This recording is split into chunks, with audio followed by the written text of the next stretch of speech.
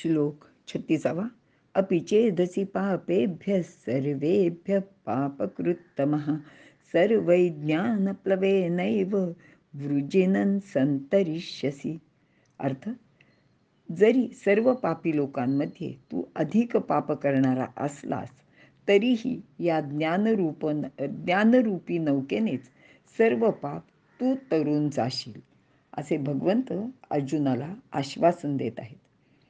विवरण: ज्ञानप्राप्तीने माणसाची उन्नती होते, तो मुक्ती प्राप्त करतो, असे मागील श्लोकात सांगितले आहे. तर या श्लोकात ज्ञानप्राप्तीने सर्व प्रकारची पापे नष्ट होऊन माणूस ज्ञानरूपी नौकेच्या साह्याने हा भवसागर तरून जातो, असे सांगतायत. दोन्ही श्लोकांचा भावार्थ मात्र एकच आहे, परंतु यामध्ये पापी लोकांना सुद्धा स्वतःचा उद्धार करून घेता येतो, असा संदेश भगवंतांनी इथे दिलेला आहे.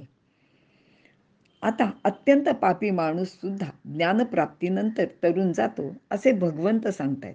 त्यामुळे आपल्या मनात शंका येते की पापी माणूस ज्ञानप्राप्ती कसा करणार? मोहवश झाल्याने तो पापकर्मे करतो, ज्ञानाकडे पाठ फिरवतो. मग त्याला ज्ञान कसे मिळणार?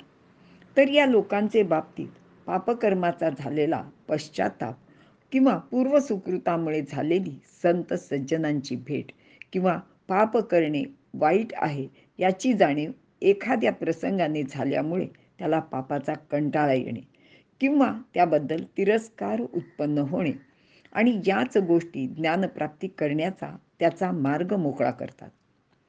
मग तो सद्गुरूला शरण जातो व आपल्या उद्धारासाठी काय करता येईल असेही विचारतो. सद्गुरूंच्या कृपेने व मार्गदर्शनाने तसेच स्वतः प्रयत्न करून तो पापी ज्ञान प्राप्त करू शकतो. आणि या बाबतीत आपल्याला सर्व ज्ञात असलेले वाल्या कोळ्याचे उदाहरण लक्षात घ्यायला हवे. आपणा सर्वांना माहीत आहे ती पुंडलिकाची गोष्ट सुद्धा हेच सांगते. असे अनेक पापात्मे पुण्यात्मे झाले आहेत. पश्चात्तापाने पोळलेला माणूस मनापासून प्रभूला शरण जातो, तो सद्गुरूंची, मातापित्यांची अथवा भगवंताची सेवा करतो. त्यावेळी त्याचे मनात शुद्धतेचे बीज रुजते व तो आपल्या प्रयत्नाने पापमुक्त होतो व नवीन पापकर्म करत नाही. हे सर्व सत्संगतीनेच घडते. देवाचे नाव घेतले तर सर्व पापे जळून जातात किंवा गंगा स्नानाने पापे धुतली जातात, असे आपल्याकडे सांगितले जाते. पण नुसत्या नाव घेण्याने अगर गंगा स्नानाने पाप जात नाही. जर ज्ञानप्राप्ती झाली तरच पाप नाहीसे होते, कारण ज्ञानप्राप्ती झाली तर माणूस नवीन पाप करत नाही, पण जुनी म्हणजे पूर्वी केलेली पापे त्याला भोगावीच लागतात. मात्र अशी अनेक फळे भोगताना त्याला त्याचे दुःख वाटत नाही. तो ती सर्व पापे भोगून संपवतो, त्याबद्दल त्याला खेद वाटत नाही. भोग भोगताना त्याचे मनात दुःख, खेद, संताप, उद्वेग असे कोणतेच भाव निर्माण होत नाही. तसेच आपल्या पूर्वकर्माचे फळ आपण भोगत आहोत याची जाण त्याचे मनात असते. नवीन पापकर्म घडत नाही व पूर्व पापकर्म भोगून संपते. अशा रीतीने तो पापमुक्त होतो. व्यवहारात एखादा सत्कर्म करणारा खूपच चांगला माणूस किंवा संत लोक यांना काही शारीरिक व्याधी भोगाव्या लागतात. आपल्याला हे असं नेहमीच दिसतं आणि आश्चर्यसुद्धा वाटतं, पण त्याचे कारणसुद्धा वर सांगितल्याप्रमाणेच असावे असं मानायला हरकत नाही. येथे भगवान श्रीकृष्ण तरून जाणे असा शब्द प्रयोग करत आहेत. तरणे या क्रियेत पाणी आहे आणि ते नाहीसे करण्याची क्रिया नाही, कारण पाण्यातून तरून जाणे म्हणजे पाप भोगून संपवणे, त्यातून मुक्त होणे. ज्ञानरूपी नौका प्राप्त झाली तरच ते शक्य होते. मात्र ही क्रिया ज्ञान आहे, ते झाले आणि पापच संपले अशी गोष्ट एका क्षणात होत नाही. कारण ज्ञानप्राप्तीसाठी श्लोक 34 मध्ये सांगितल्याप्रमाणे प्रणिपातेन, परिप्रश्नेन आणि परिसेवया या सगळ्या गोष्टी कराव्या लागतात. शिवाय पाप भोगण्याचा कालावधी सुद्धा पूर्वीच्या कर्मांच्या संख्येवर अवलंबून असतो.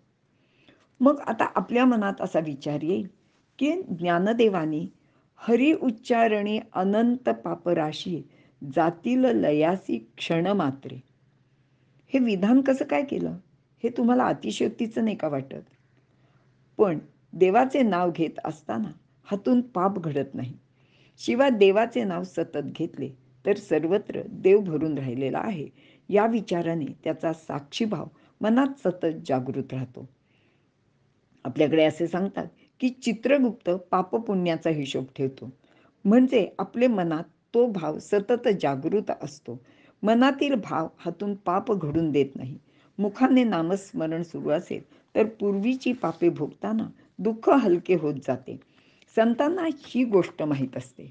सामान्य जनांनी भक्तिमार्गाने जावे, पापाचरण करू नये, यासाठी ते मुखी नाम हाती मोक्ष असे सांगतात.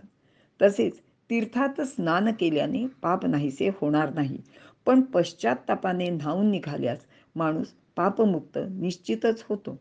आणि त्यासाठी वर सांगितल्याप्रमाणे मागील पापकर्म भोगूनच संपवावे लागते.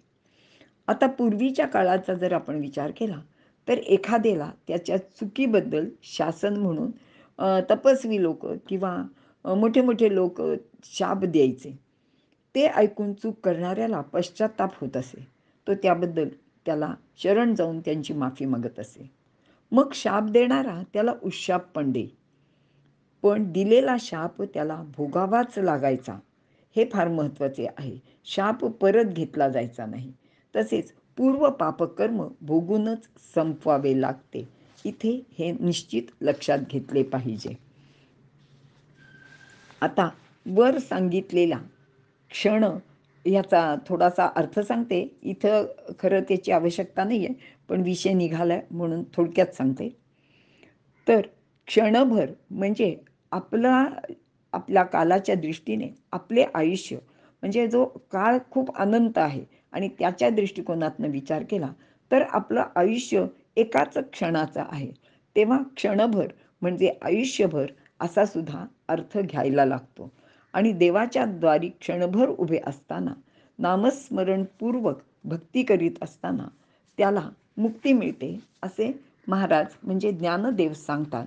तर क्षण ह्या शब्दाचा अर्थ सर्वांनी जरा नीट लक्षात घ्यावा. इथे आपण थांबूया.